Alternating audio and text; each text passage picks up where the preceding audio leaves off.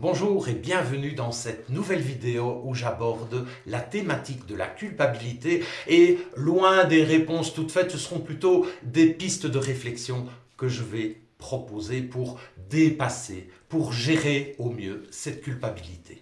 Je vais commencer par définir ce qu'est la culpabilité. C'est une émotion que l'on ressent lorsque l'on pense avoir enfreint une norme sociale ou éthique ou lorsque l'on pense avoir causé du tort à autrui. Cette définition m'amène à faire trois premières réflexions.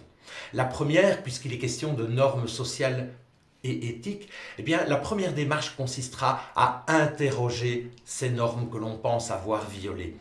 Beaucoup de nos cadres de fonctionnement nous ont été inculqués dans notre éducation, par la religion, à l'école, et nous interrogeons bien peu souvent ces normes auxquelles il faut se soumettre, auxquelles on nous a dit que nous devions nous soumettre. On nous a effectivement dit qu'il fallait ceci, qu'il fallait cela, qu'il fallait cela.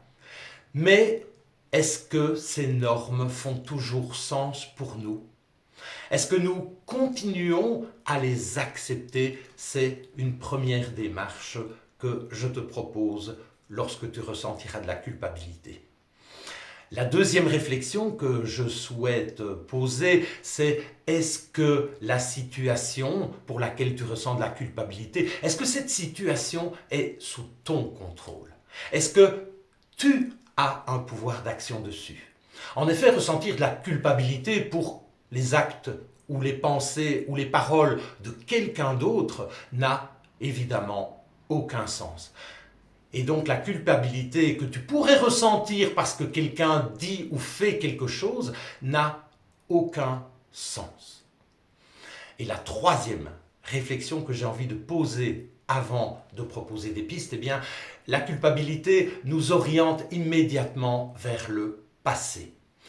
Or, il faut bien constater, le passé est le passé. Tu as fait ou tu as dit cela et tu ne pourras jamais, jamais, jamais revenir en arrière parce que le passé est le passé et qu'on ne peut pas le changer. Une fois ces trois remarques, eh bien, je te propose maintenant 4 pistes qui pourront, je l'espère, t'aider à gérer au mieux cette émotion. La première piste, elle te propose d'accepter tes imperfections. Nous sommes tous des êtres humains avec nos forces, nos qualités et c'est génial. Mais force est de constater que nous sommes également des êtres d'imperfection. Et tant que l'on ressent de la culpabilité parce que l'on est imparfait, eh bien ça me semble totalement inapproprié. Nous ne serons jamais parfaits. Et donc accepter cette situation, ces imperfections, me semble être une première piste qui peut peut-être déjà t'amener un petit peu de baume au cœur. La deuxième piste que je te propose, tu as mis en place une action où tu as dit quelque chose qui a pu choquer ou qui a pu blesser quelqu'un.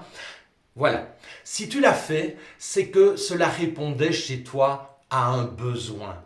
Il y a un besoin sous-jacent derrière ces paroles que tu as dites ou derrière cet acte que tu as posé.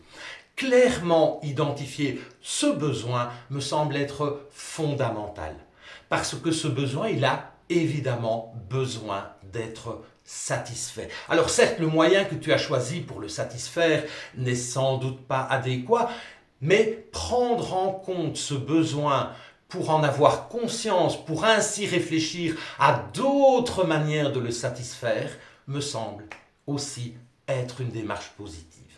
La troisième des pistes que je te propose, eh bien, c'est d'agir dans le présent.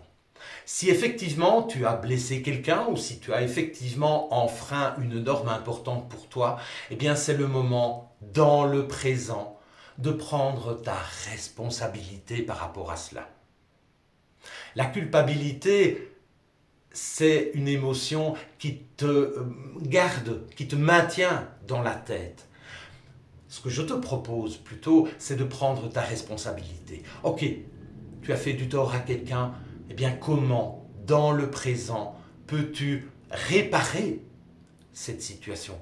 Peut-être s'agira-t-il de poser des excuses sincères, ou peut-être une autre démarche devra-t-elle être mise en place pour obtenir réparation par rapport au tort que tu as causé. Donc la piste ici, elle te propose vraiment de prendre dans le présent ta responsabilité et d'agir pour tenter de réparer ce que tu as brisé. Et la dernière des pistes que je te propose, eh bien, c'est une démarche d'apprentissage. Comme je le disais tout à l'heure, nous sommes des êtres humains avec nos imperfections, mais ces imperfections, on peut les travailler.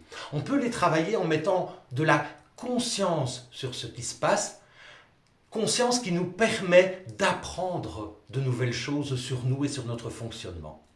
Voilà, j'espère que cette vidéo pourra être utile pour toi et je suis curieux de lire les commentaires que tu pourras y faire et je te dis à très bientôt pour une prochaine vidéo.